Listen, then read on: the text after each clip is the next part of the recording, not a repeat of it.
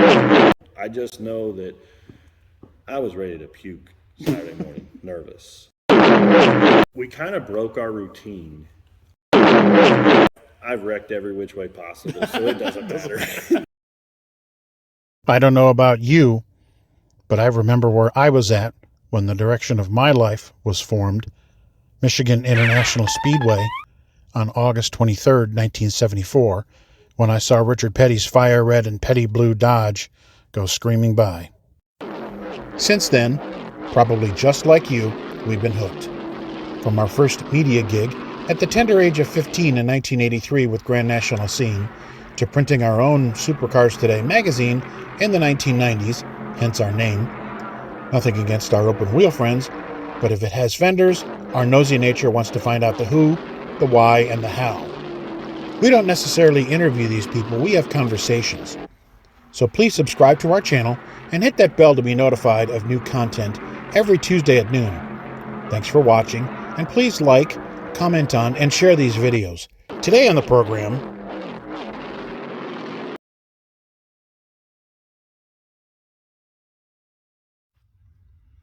we're back with Greg Van Alst here in Anderson, Indiana. He's a busy guy, obviously. He's at one Zoom. He's going to have another Zoom. He's working on the car here, and I told him, I said, I'm the kind of interviewer, I don't care. I'll get a few shots of you doing this and that and the other. He's like, well, don't show that. And I said, I understand. But that's the perils of, well, I shouldn't say perils, but the pitfalls of doing everything. And we were talking a bit about the fact that you're a business owner, and being that I'm also a business owner in my home state, I'm fascinated with that. And first off, what your company is, and we talked about a little bit about it. I want to go a little more in depth if we could. It's up to you how much you want to go in depth. But what you do, and how in the world do you divide up the time between your home business, the racing business, family business? How do you do it with your fence company? Well, so obviously fence company, Top Choice Fence, the name of it. We do everything from residential to big commercial jobs. We'll basically do anything that has anything to do with fencing. And got a good solid group of guys that work for me there. What's the size of your crew that works for you? So we have 5 right now. We'll probably end up somewhere around 10 to 12 through the summer. Wow. And the cold separates them. So when we get to where it gets cold out and whatnot, we can build fence. Like it's not an issue of the weather with us building fence. What's the freeze point here in Indiana? Usually about 10 inches, but I don't even know if the ground's froze that much. That's not bad. No. Detroit, it's what, 24? Michigan's 24. I mean, it's almost 70 here, and it's February, right? So I mean, it can vary from year to year. I don't think the ground is froze at all this year. But my role in the business, obviously, I'm the owner. Yep. I do all the scheduling. I do all the commercial quoting, and I have a sales rep. And he's been with me for 7-8 years, something like that. I got a good group of guys that go out and install. I don't really install anymore. I'll weld gates up here and there. But basically, one of the guys that helps me on the race team, he welds up the gates, and I have built a good group of guys that allow me to step away. So when we were in Daytona the whole time, I mean, these guys are back home working, and I felt really good when I got a text from one of my guys that said, we won Daytona, because that meant a lot. They felt like they are participating in this. And, I hadn't even told him that yet, but man, I thought that was pretty cool that even my fence guys felt like they won Daytona. Yeah. So, I mean, do you guys pour your own concrete? You say you do your own welding, you pour your own concrete. And I mean, it's not just wood fences, and you got metal fences, plastic fences. I assume, do you build decks? We used to do decks. We don't do decks as much anymore. When we were building decks, I was kind of the deck builder. Of course, I've had guys build decks in the past, but there's just more money to be made in fencing, and it was just a time versus cash flow thing. We can build 3 or 4 fences in the amount of time that it takes to build a deck, and I mean, it's just So you maybe refer that out then or something? Or we don't get as many calls for it because over the years we've kind of told people that we're not doing them anymore. The area that we're in, I think the guys that could build decks are building them on their own. So there's not a overabundance of people that can build stuff in our area. So honestly, it's just easier to tell people that we don't do them anymore and focus on the fence work. How far do you reach from Anderson here? I mean, Indianapolis is 40 miles away, and then you got Lafayette, but that's what, a couple hours, isn't it? And then you got Fort Wayne, which is what, an hour? Yeah. So how far do So you stretch? we actually had a couple jobs up in Fort Wayne in the past 6 months or so. We get down in Indy all the time. We try to stay within an hour of the shop. The busier we get, the tighter that circle gets. We've had weeks where we're 10 minutes from the shop for weeks upon weeks upon weeks because there's no reason to drive if the work's there. So that circle of how far we go, it grows and shrinks depending on how busy we are. And you had said in the media center at Daytona, it was a good catch on your part, by the way, that you said when you were running that dirt car in Daytona, or I don't know, it was a dirt car, but it was local stuff in Florida, that you said you noticed, man, all these cars have construction companies on it. You caught that and had your light bulb moment. Well, so that was the night that I flipped that sprint car. That was up here in Indiana. That was in Gas City. Oh, I'm sorry. I thought you said so I'm standing on the back of the trailer and I'm talking to one of my buddies and I'm like, man, I got to come up with some sort of construction company or something. And then that's the night that I flipped. And, between the supervisor that I had saying, you should start a fence company or something to earn extra money. And that conversation of being at the racetrack and in the wreck and everything, it was just everything came together to create that thought of Planets starting. align. Yeah. And I'm not going to lie. I mean, what have we been doing this fence company now? I think it's 15, 16, 17 years. I don't even know when I started it 100% because it was just one of those things. We just did it for extra money.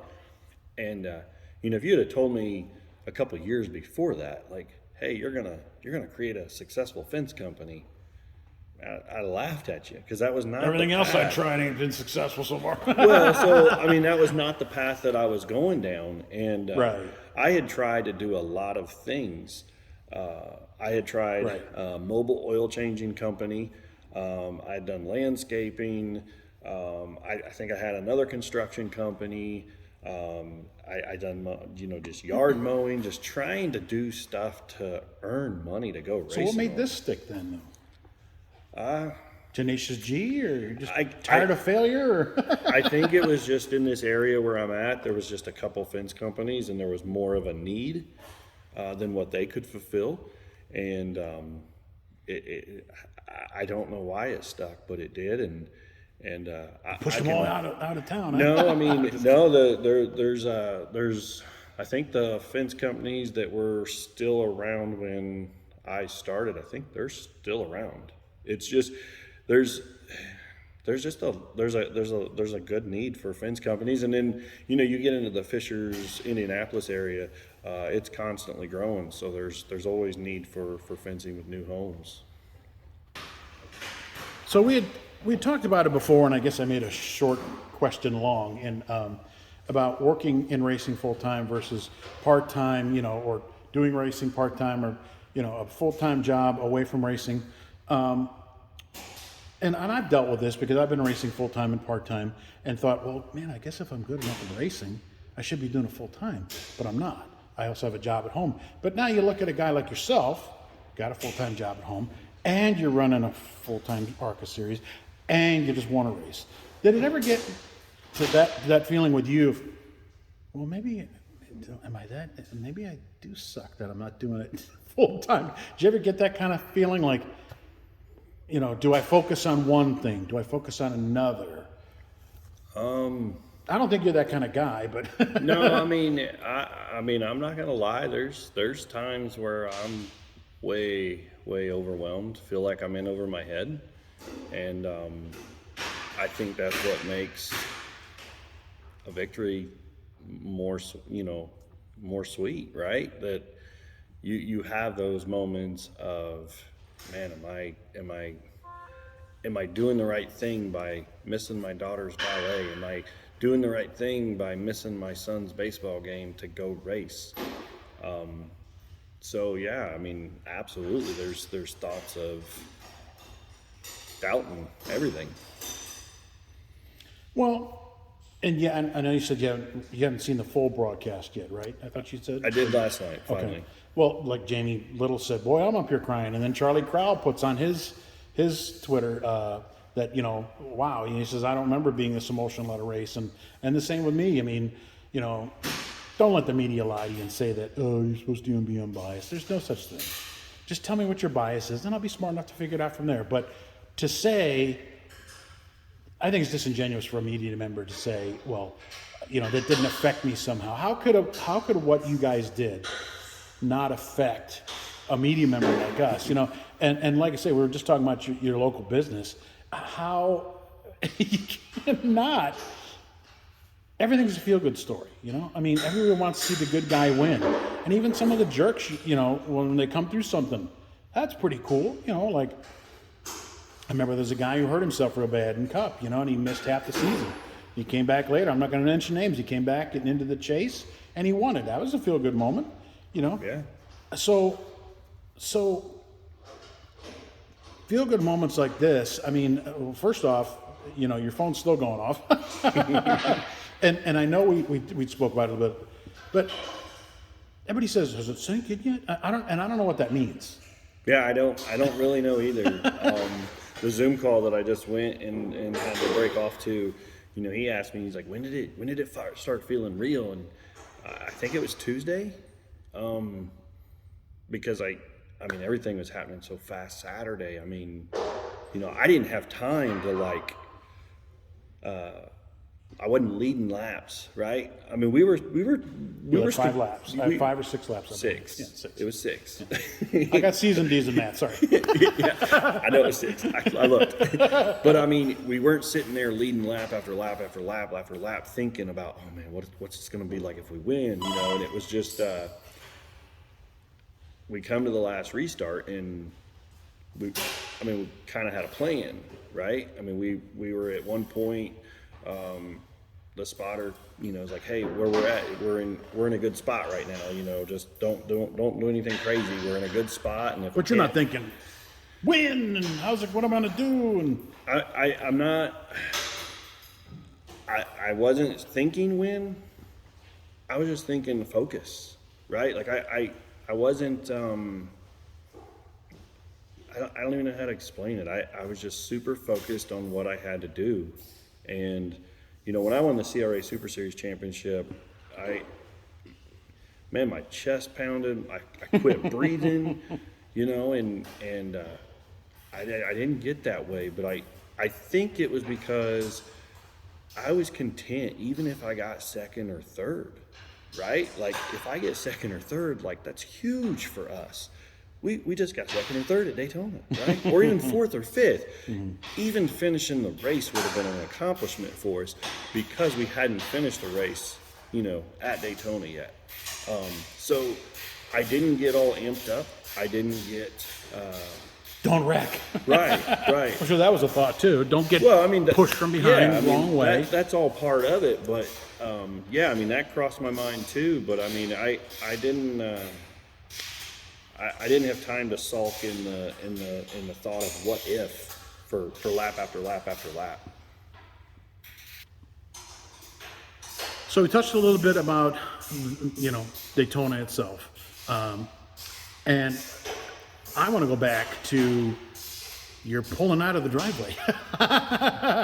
Were you on time leaving? The weather wasn't bad because you got to go up a slight bit of a hill. I would assume sometimes that can be a little hairy. Turning that wheel out the driveway, you get to the end of that street. Oh my God! I don't know how you make that turn. But yeah. You guys on time? Was everything on schedule? Yeah, pretty smooth trip. Way smoother than the last race last year. Last year at Toledo, we had 3 blown tires. It's 3 hours down the road, right? Right. We left essentially a whole day early. Oh. And because we didn't know what we were going to, encounter, and because you remember Toledo. Yeah, remember Toledo, new hauler. We just wanted to take our time, and we ended up driving straight through. And I Did drove you a drive little all bit. the way? I didn't drive the whole way. I drove a little bit. Brandon drove a little bit, and we got all the way there. And so like we had Wednesday just to chill out, relax, and Enjoy the beach a little bit, even though the beach no, is kind we of didn't- gone. We didn't go to the beach this year. So we got there and we just slept in the toter. We Okay. Save some money, right? yeah, we woke up Wednesday morning, and you walk out and there's the racetrack. I Yeah. mean, that's better than the beach anyway. Yeah, So that's true. yeah, so then it was like a perfect weekend. So we go to breakfast. And I don't mean to interrupt you, but what's that feel like when you get off the freeway and you just, how you come around the corner and then boom, there's the speedway. What are that? I've been going there since 1986 and I'm getting chills thinking about it now. What does that do for you? Same thing.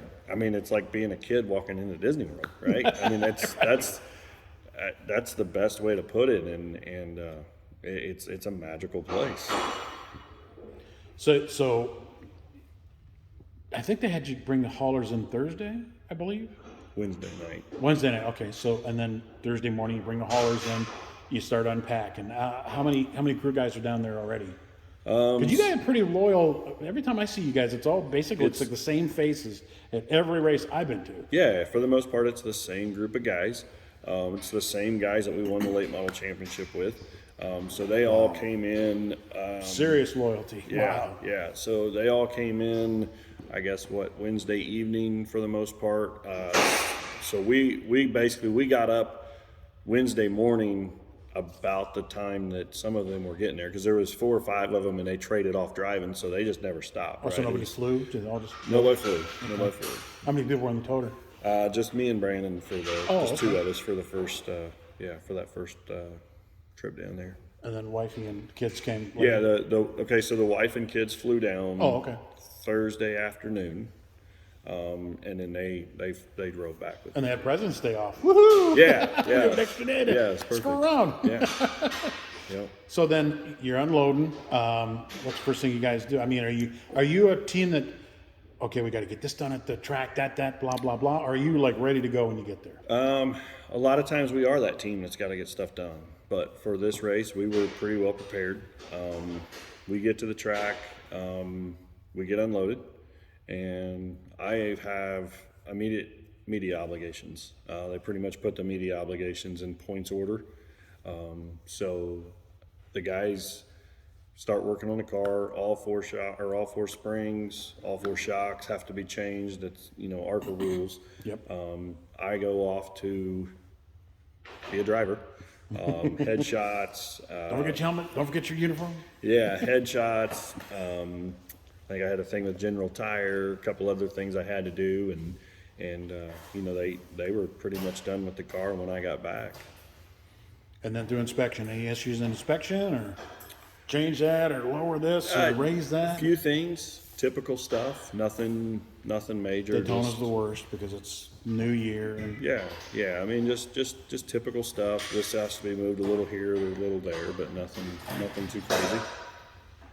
So Friday rolls around, and you guys got the group qualifying. Maybe you can talk about your strategy in group qualifying, because I know it's a major chess game still. Yeah. So I had kind of told all my guys, like, hey, whenever that group qualifying comes out, I'm taking charge of our group. And the first year down there, I was in a group with Billy Venturini's cars, and I don't remember, it was Gracie Trotter and I don't remember who else. But anyway, I learned a lot, because what I done is that first year I went to Billy and I said, hey, how can I help you? And he's like, I don't think anybody's ever asked me that before. But I knew if I helped him, it would benefit us. So I kind of took that same approach for this year, and we had Gus Dean in our group, and Fast car. yeah, fast car, another Venturini car, and I got with Billy and said, hey, what do you think? Right? Like, I mean, you guys win everything down here. What do you think would be best for the group? Right? That's right. You broke the streak. I forgot. Yeah. So had a conversation with him and Gus Dean's crew chief, and then I guess I was the guy that was kind of going out talking to all the other drivers, trying to get everybody on the same page. And I just kept telling everybody, like, hey, I've not qualified outside the top 6 in 2 races down here, and I think this is what we could do as a group to be better. And I'm thinking like everybody that stayed with us in that group, I mean, we all qualified right there around each other, and I think a couple of guys had best qualifying, for Daytona that they've ever had. So I felt like our group was strong enough that one of us in the group could have got a pole, but somebody said that we had a crazy wind when we went out. So, But that wasn't disappointing to you, was it? I mean, were no, you shooting for absolutely the pole, not. or- I mean, we kind of thought we had a chance, but it's group qualifying, right? And my biggest thing is I wanted to start inside the top 10, and that was our main goal. Well, you said you wanted top 10. Some guys are adamant, I want to start out in back because I want to avoid it all. Some guys are like, no, I want to be up front. I mean, I guess your strategy is up front. So I kept telling everybody we don't have a strategy until after qualifying. With the group qualifying, there is no reason to try to strategize because, I mean, there were cars inside the top 10 that, I'm not going to try to throw anybody under the bus, but I mean, there's cars that were inside the top 10 that probably wouldn't be in the top 10 if it was single car qualifying. So until you qualify, you don't know, because I've seen it 100 times, or not 100 times. I mean, it's only been our 3rd time down there. You've seen it a bunch where good cars will qualify 18th, 19th, 20th, right? Like I think Been in our the Cup before when they had group qualifying. yeah, I think our first year down there, the 18 car, I think Ty Gibbs was in the car naturally, and qualified like 20th or something, right? And it's so it's the group qualifying is just kind of makes it tough to strategize. Yeah. But it's part of what ARCA does. So you got Friday night, qualifying's out of the way. I don't think you mentioned the motel you stay. You're not staying in the toter. No. No. So you're back in the motel that night. Do you and your crew guys talking about stuff, or it's just like, let's just go eat, relax, shut up about it, get a good night's sleep, Sunday morning rolls around? What kind of team are you guys? Like or a little bit of both? We're a team that likes to eat. Well, so of course you got to eat. But, I mean, it's like leave it in the garage, Yeah, no, I mean we go out to dinner. Go to one of our favorite restaurants down there, and I heard Giuseppe's is somebody said they ran into you there. we went there twice. Thanks to the Dye family, Daniel Dye and his dad. That was pretty cool of them what they did for us both times we went actually. So we have a new favorite restaurant, I guess is the best way to put it. But we went to a restaurant and just. I guess just kind of as a team ate some dinner and then we all actually stay in a house, and okay. Yeah. Majority of everybody stayed in one house. A lot of teams are doing that now. Yeah, especially Daytona 500 weekend. Yeah, so just kind of hung out and kind of was a relaxing Friday. Were you guys far from the track, or you like stay real close? Yeah, about 20 minutes. So that's not bad. Yeah, not too bad. Yeah, so traffic's not bad coming in. Do you like to get there really early to beat the traffic, or just a couple minutes before the gates open, we're there? In between. I don't want to be there too early because it's a lot of work. It's long days, and you start. You can never sleep as good as you do at home. So Right. You don't want to sleep too long, or wait too long, and then you're stressing getting to the racetrack. But at the same time, just that good happy medium. 15, 20 minutes before the gates open, just kind of give yourself a minute to relax. It was kind of cool. I mean, we got there and kind of gave yourself a minute to watch the flyover show that they were putting on. That was I don't think I've ever seen that down there, and that was they were getting with it. So I know you have to have, as far as, your food intake and all that, you have special accommodations you have to do personally. What are you eating? Are you eating anything? I mean, I know you're hydrating, but... Yeah, I mean, like I don't know that many people know this, but 2020, 2021, I got COVID right in the middle of race season, and was actually supposed to be driving a truck for a team. Oh, man. Figures, right? Yeah. I promise I won't breathe on you. Let me drive it. Well, I mean, that's exactly what happened. Like, the contract was there. All I had to do was sign it. The deal was pretty well done. And my wife had been diagnosed with COVID. And there's the questionnaire. Have you been there anybody? There it is. So I'm looking at it and I'm like, Do I lie? 100%. That's what do I do? Right? Yeah. So I'm thinking, I'm going to lie and I'm just going to sign it. But I didn't feel very good. And I ended up having COVID. She spent 5 days in the hospital. Oh, wow. And she got it pretty bad. She has long-term COVID. And what I ended up with out of that is now I am diabetic. So, oh, wow. So you weren't before that? No, I was not that's before crazy. that. Nope. I got a brother that type 1. You're the first one I've heard from that. Wow. Yeah, I have a brother that's type 1 diabetic from juvenile.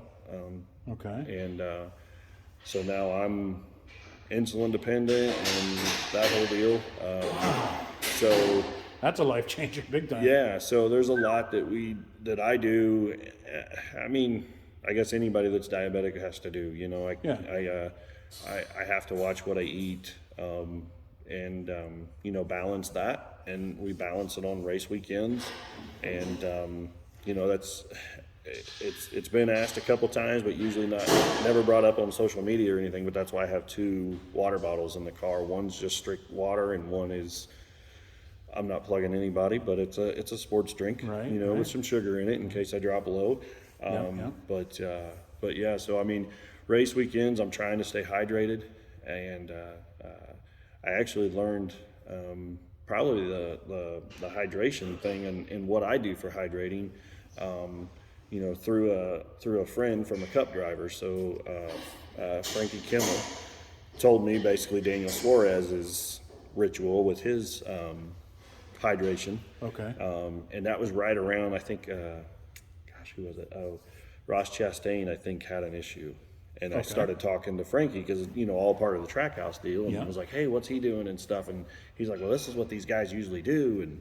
And so I've kind of started doing that. And that makes a big difference. The hydration thing makes a huge difference. So, but yeah, with the diabetes and stuff, it's conscious, but it's not like it sets me back or anything. You don't have the circle on your leg like Ryan Reed? No. Put the shot in there. I'm not making fun of Ryan Reed, listeners. I don't want to hear it in the comments. Yeah, no, I didn't. You remember what I'm talking about? No, 100%. I never understood. I haven't been diabetic very long. Obviously, I think he was juvenile onset. Yeah. So, I mean, he understands it way more than I do. And I think there's a couple races last year, and then through practice and stuff this year that, for whatever reason, my blood sugars were just high, and I hadn't ate a whole lot. I'm not an expert on it, but I think I never understood why he had that patch to be able to inject insulin during the race and stuff, and I think that all kind of clicked with me this weekend because I think it's I actually have a diabetes coach that I talk to every month, and we were talking about that just yesterday, and he was explaining to me that sometimes when you have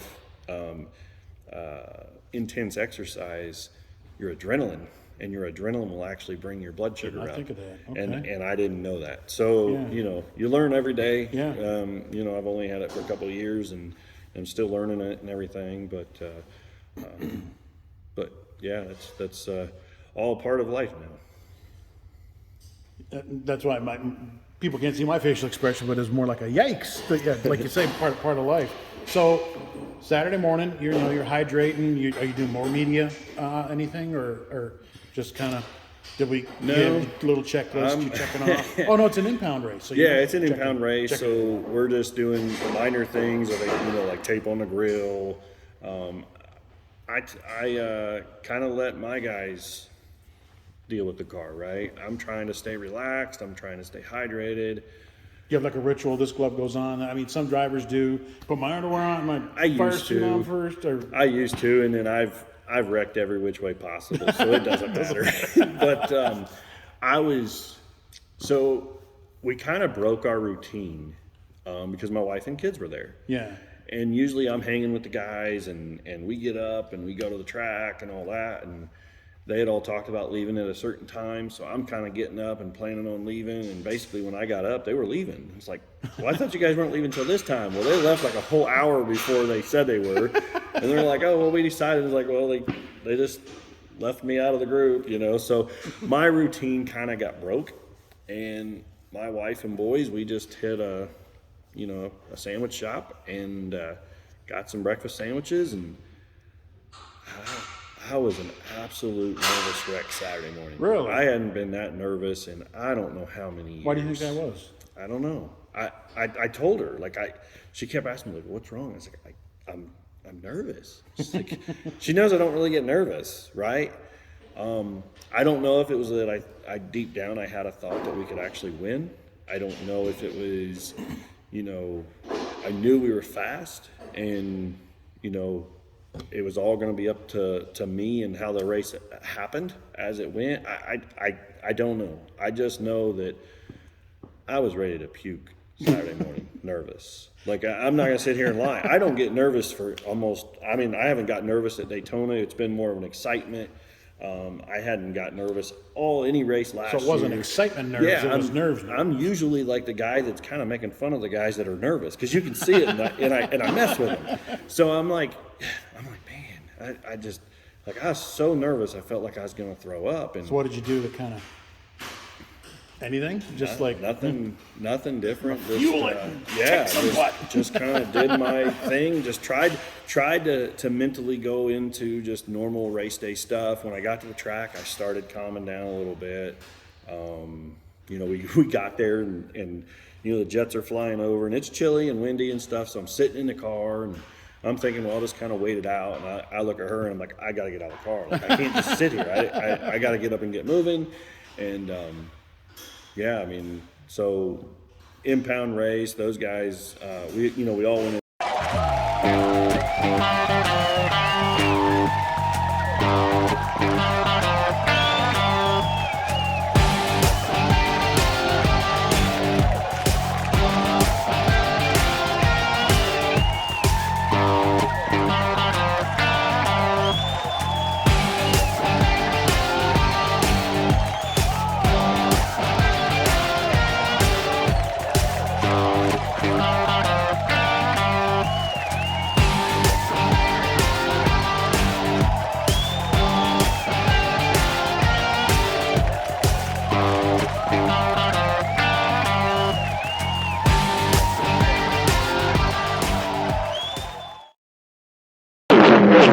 I know after the race, a couple people came up to me and were upset. I can trust a draft with that.